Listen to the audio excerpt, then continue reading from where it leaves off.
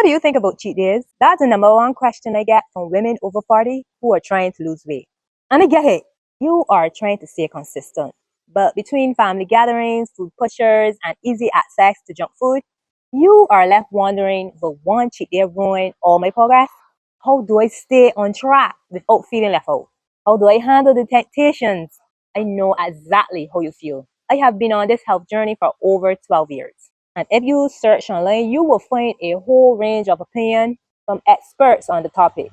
Some say having a cheat meal or cheat day help you avoid feeling that you're missing out and makes your plan more sustainable. While others say you should stop labeling food as good or bad and instead learn to enjoy your favorite food in moderation, without guilt and without a full-on cheat day.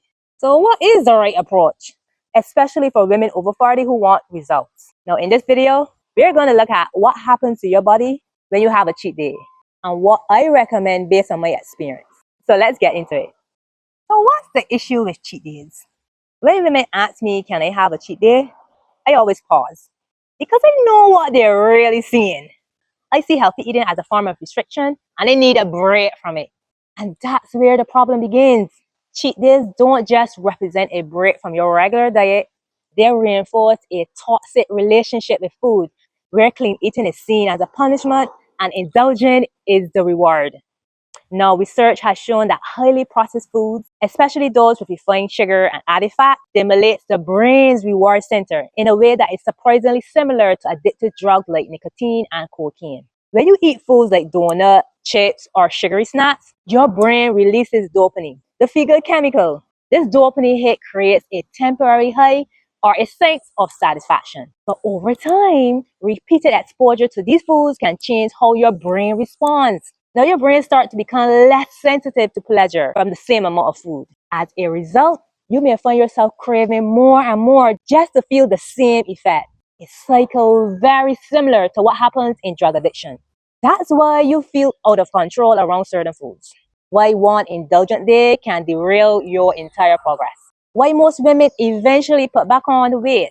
Now let's look at what happens physically and mentally when you take a cheat day. Now physically, a cheat day can spike your blood sugar and insulin levels, trigger inflammation, especially if you consume gluten, dairy, or processed oils. It can also disrupt digestion and gut health, and even undo a full week of calorie deficit if you're not careful. Now, mentally and emotionally, it reinforces the belief that healthy eating is boring or too hard. It triggers guilt and shame, which often lead to more emotional eating. So if you're eating clean all week just to earn a cheat day, you are not truly free. You are still being controlled by the diet mentality. And that kind of thinking makes it hard to remain consistent in the long run. Now let's go back to the addiction argument. Now, if someone is recovering from alcohol addiction, you don't hear anyone saying, you have been doing great. Let's celebrate on Saturday with some drinks. That would be crazy, right? Because the recovery process for that individual is built around retraining their brain's reward system, avoiding triggers, and developing new coping mechanisms. So even one drink can undo weeks or months of progress. Now, while sugar addiction isn't exactly the same as substance abuse, the neurological pathways involved are shockingly similar, especially in women who are statistically more prone to emotional and stress-related eating. So I believe a better approach is to help women break free from the addiction to unhealthy habits, to stop seeing healthy eating as punishment and start seeing it as a way to honor and care for the body God has given them. Every bite you take sends instructions to your body, telling it whether to heal or to stay on high alert, whether to burn fat or store it, whether to thrive or just survive. Now, research shows that the nutrients in foods influence everything from hormone regulation to inflammation, gut health, and even gene expression. So that means people with a family history of obesity, diabetes, or heart disease can actually influence whether those genes are activated or stay dormant through the food they eat. That is why it's more important to learn how to prepare the foods you love, but in a healthier way, to stabilize blood sugar and hunger hormones, to heal the gut and reduce inflammation naturally, to reset your taste buds so you actually crave healthier foods. But did you know your taste buds can regenerate every 10 to 14 days? So what does that mean? Your body is constantly adjusting how it responds to food, depending on what you're eating regularly. Study shows that what you eat actually changes how you taste things. So eating lots of sugar can make your sweet taste bud less sensitive over time. So you need more sugar to feel satisfied. But on the flip side, cutting back on sugar can make things taste sweeter with less, often within a few weeks. Now, this doesn't only apply to sugar.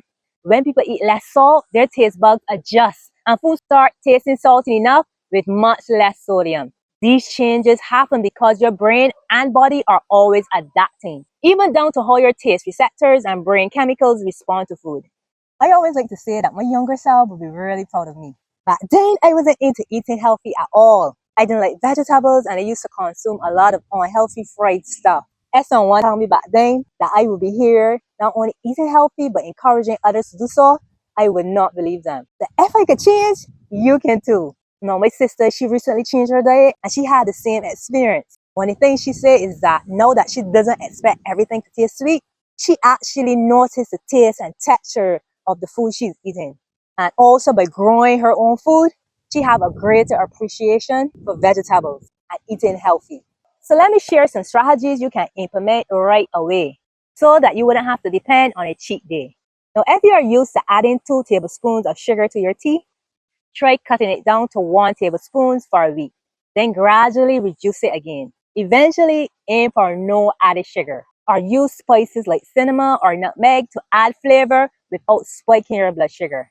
Liquid sugar spikes your blood sugar faster than whole foods because there's no fiber to slow down glucose release. So the bottom line, don't drink your sugar, especially if you want to lose weight.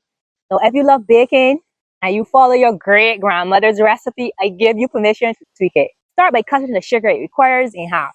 Try natural sweeteners like mashed bananas, dates, or raisins, which come with fiber and also minerals. Now later explore healthier flours like almond, cassava, or spelt. As it relates to cooking, if you regularly grill, fry, or cook with high heat, try incorporating gentler cooking methods like steaming, baking at low temperatures, or boiling. Why? High heat cooking, especially grilling, can create compounds like advanced glycation products linked to inflammation and chronic disease. Frying also oxidizes oil, which can increase your toxic load. So you still can enjoy your favorite meats, just without the grease, char, and inflammation. So do you still think you need a cheat day? When you truly learn how to enjoy the foods you love in a way that supports your body, balance hormones, and align with how God designed you, do you really need to cheat? Or is it time to start masking your meals with sugar and fat and start loving the way you feel after you eat? Now, do you want to lose 15 to 20 pounds before Christmas? I'm looking for 5 women ready to make it happen. So if that's you, click the link below to grab your spot.